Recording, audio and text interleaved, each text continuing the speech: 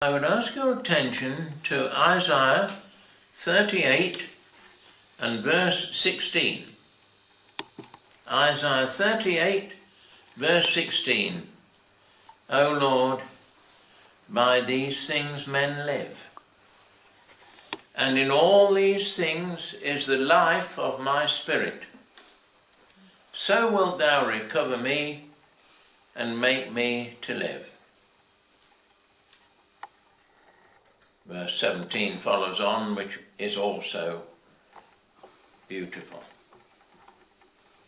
So, here is Hezekiah, 39 years old,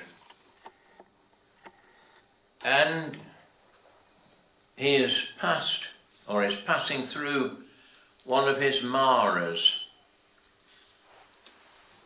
Something bitter to him. He had been told he would die, but die before very long, and that he would be cut off in the midst of his days. Then he prayed, and prayed amidst his tears, and the Lord heard. We read of some of those things that he thought of and anticipated when he spoke of what he feared. This is what he has to say. The Lord would cut him off with a pining sickness. But he may not have done, we don't know. The Lord added to his age 15 years, which meant he would die at 54. Well, these things, O Lord, by these things men live. Those bitter things that come in our path, and send us to the Lord, and the Lord is pleased to hear. Men live by these things, troubles and then deliverance, and they know the deliverer, the Lord himself. What were the things that were his immediate trouble? Well, there he was, Jerusalem besieged. He, the king of Judah, but now it seemed hopeless. The king of Assyria, with all his hosts, you've read how many of them died in that one night. We don't know the total. But there he is, surrounded. And no food coming in, and people likely to starve, as they did later in Zedekiah's day. But here is Hezekiah, and marooned, isolated, with a huge enemy around the very walls. And the enemy had a message to give to the people in Jerusalem. They came and spoke in the Hebrew language. Say those high-ups in the land, probably at Hezekiah's request, tell the messengers not to speak in Hebrew, but in Syriac. We understand Syriac, but then what they are saying will not pollute the ears of the inhabitants of Jerusalem. Oh no, says Sennacherib, we shall speak in the language they understand, so that they know the prospect. I won't describe the actual words he used, but here Hezekiah spoke with the Lord. But the siege and the taunts of the enemy was part of these things that he felt so much. Do we feel when we are mocked and taunted for what we believe? Do we feel it's one of these things? Oh, and the enemy boasted of all the nations, one after another, that he had captured and subdued and destroyed their gods. And how could Hezekiah stand? He would be just the same. He would be soon swallowed up. So this boasting of Sennacherib, do you sometimes feel you hear people boasting of this and that they have done,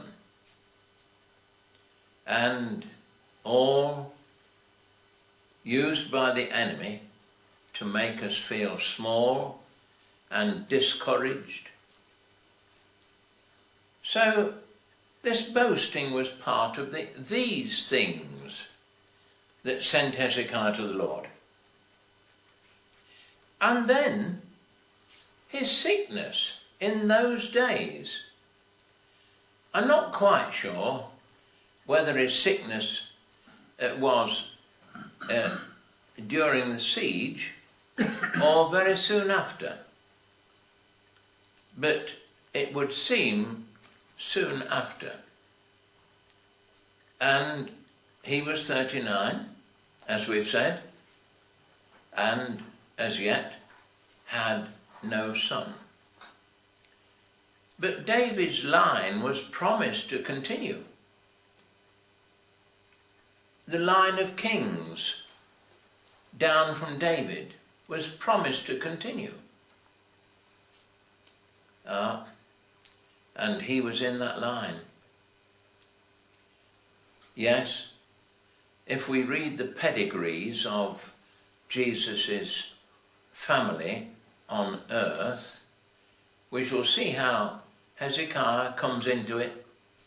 There are two pedigrees, of course, and they differ, all to show that Jesus was the one in the line that would fulfill all the purposes of God and reign a king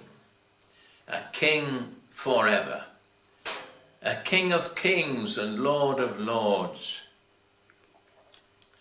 But here he is sick now, and as we've said, he imagines how he might die, with broken bones or with a pining sickness. I had an uncle, and one of the signs of his terminal illness was he kept falling and breaking his bones, cancer of the bones.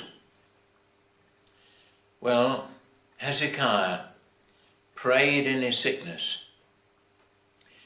These things, by these things men live. And he says it is a lesson for all, not just for himself. By these things men live. You may say, well, men is in italics. It wasn't there in the original. Why then do the translators supply men in the plural? Well, because later on, Hezekiah encourages people to sing with him of the mercy of God. You have it lower down. Therefore we will sing my songs to the stringed instruments all the days of our life. See? He knew he was not alone. This was not the last trial that Hezekiah would experience. Next came the ambassadors from Babylon. Not Sennacherib now, over and done with, but another nation, capital Babylon, sent ambassadors to congratulate Hezekiah on the recovery from his illness. And as you know, he showed them everything that he had, all the treasures of his house. So pleased to welcome these ambassadors from Babylon. Babylon was the next enemy, in the wings, spying out the land, seeing what they coveted and would one day possess. But not in Hezekiah's day. There should be peace in his days, he was told. But he was told that those ambassadors of Babylon, what was their plan? But it would not come to pass in Hezekiah's day. So these things come along, one after another, by these things, plural. Men live. They're brought to pray. They're brought to prove the answer of God, the mercy of God. Now, we sang in the hymn we've just sung about all terrestrial things, meaning little to him. If the hymn writer had his God, he was content to be without the things of this world. Just a hint about the election. On Thursday, God willing. And what are they all doing? Almost all. They're holding out their promises so that it will be a better world to live in.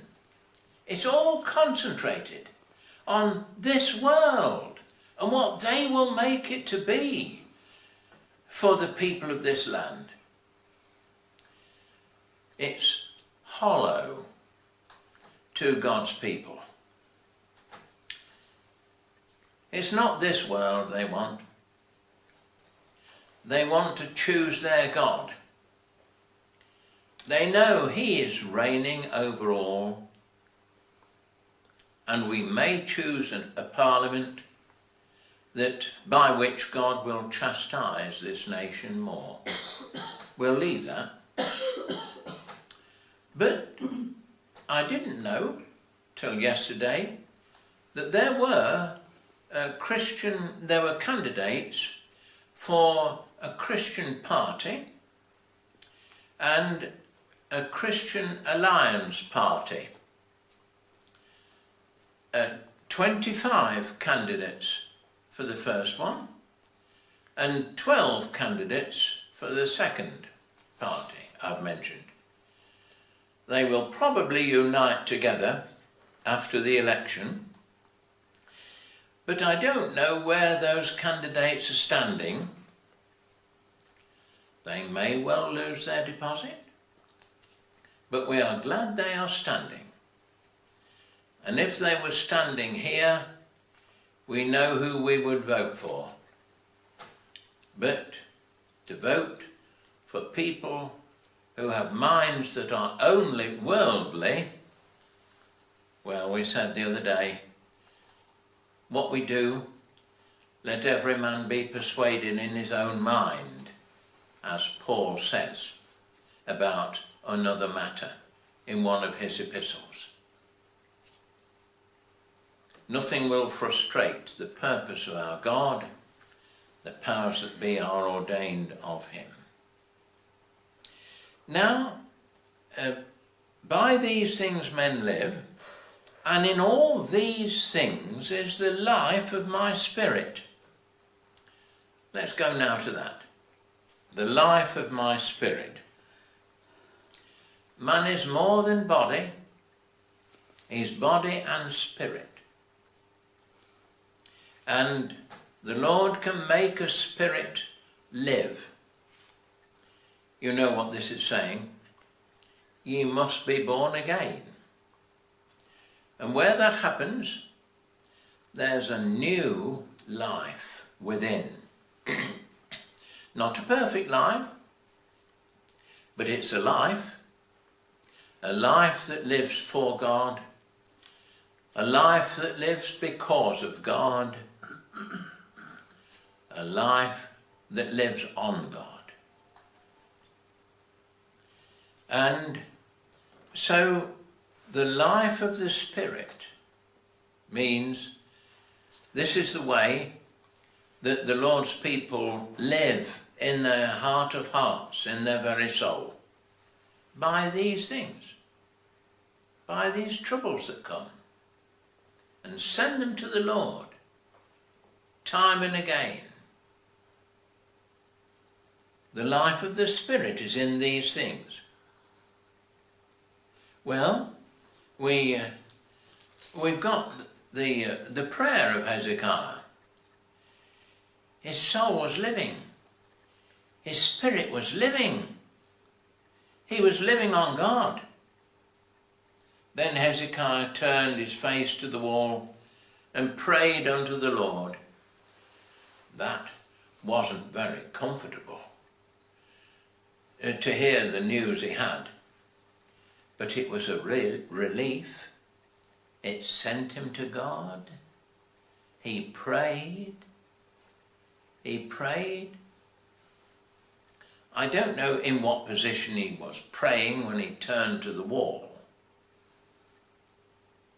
Was his bed against the wall, and he turned away from all the things of this world to pray to the Lord? Have we turned our face to the wall and prayed unto the Lord?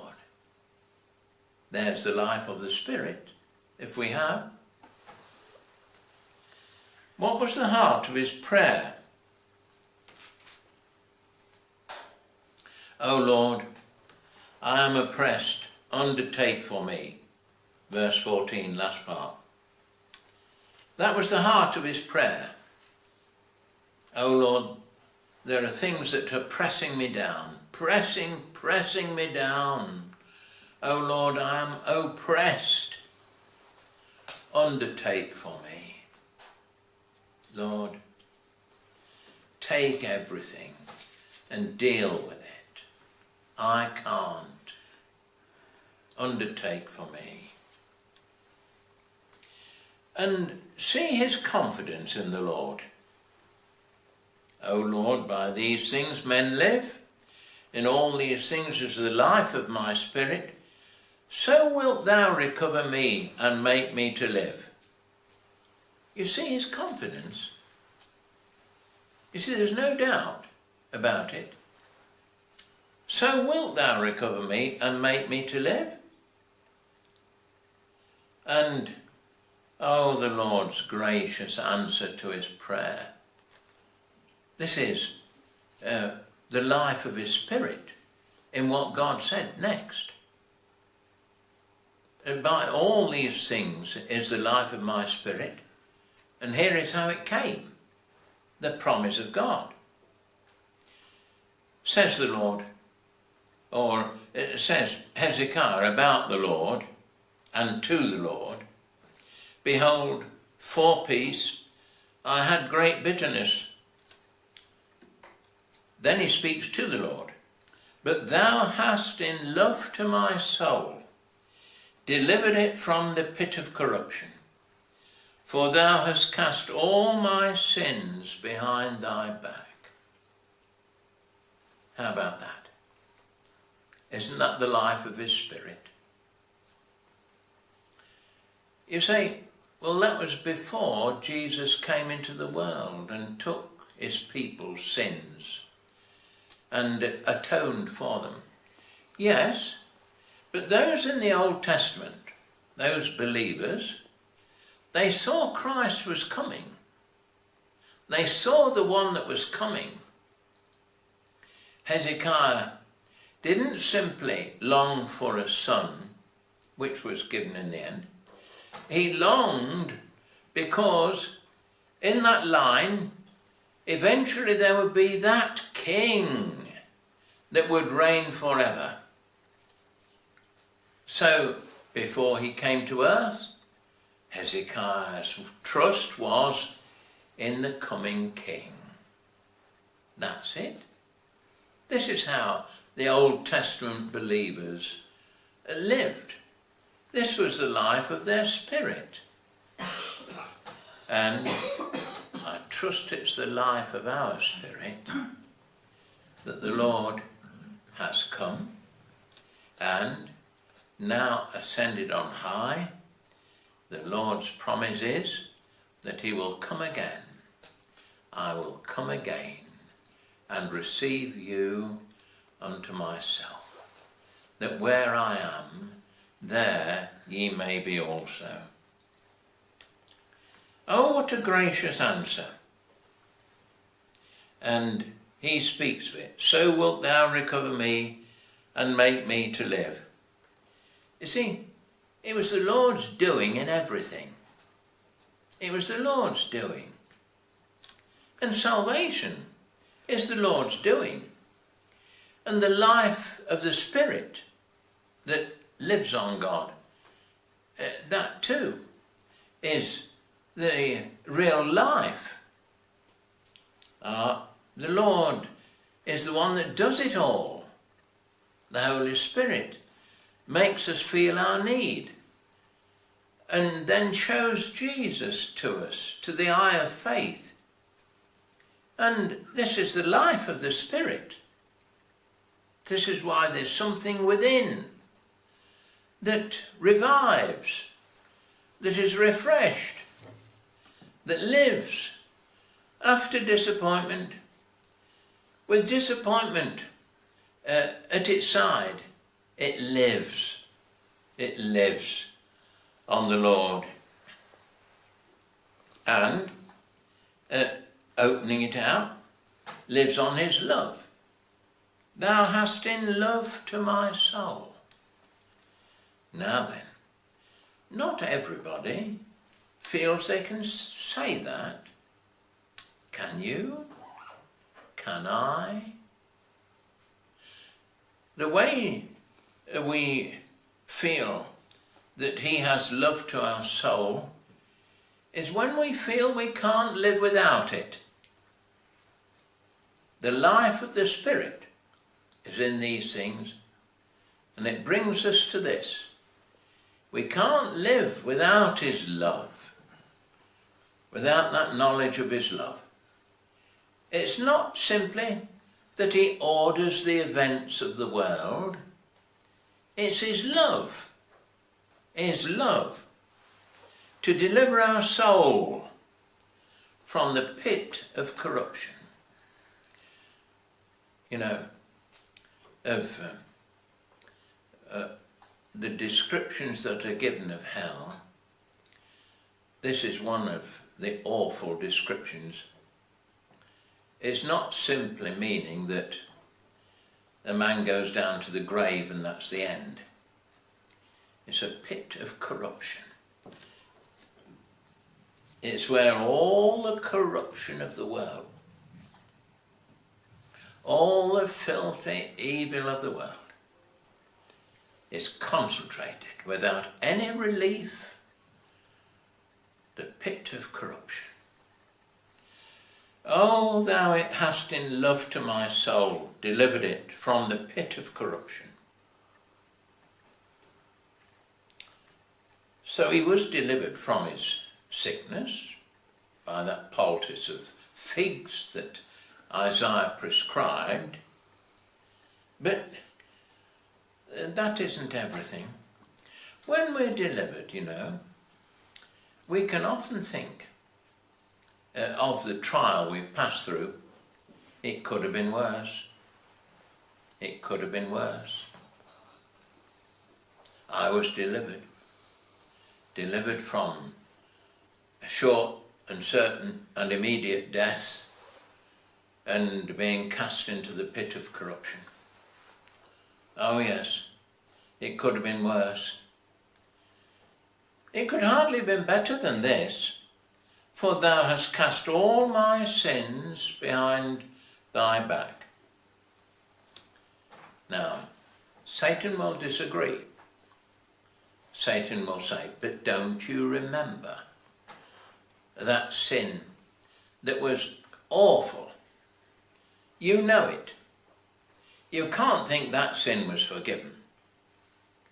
Oh, thou hast cast all my sins behind thy back. Now that means it's human language coming down to us.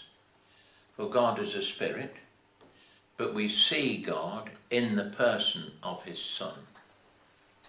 So when it says, thou hast cast all my sins behind thy back, it means out of God's sight. Out of God's sight. Cast all my sins behind thy back. There are different pictures in the Bible about the pardon of sin. Thou hast blotted out as a thick cloud my transgressions. Well, you look at those black clouds that have passed over today, you couldn't see much through them, you couldn't see anything at all of the blue sky beyond. So these pictures are beautiful pictures that help us understand that the sins of God's people have been dealt with, and Jesus has suffered instead of what we deserved by way of suffering. Jesus took it all, or took them all my sins.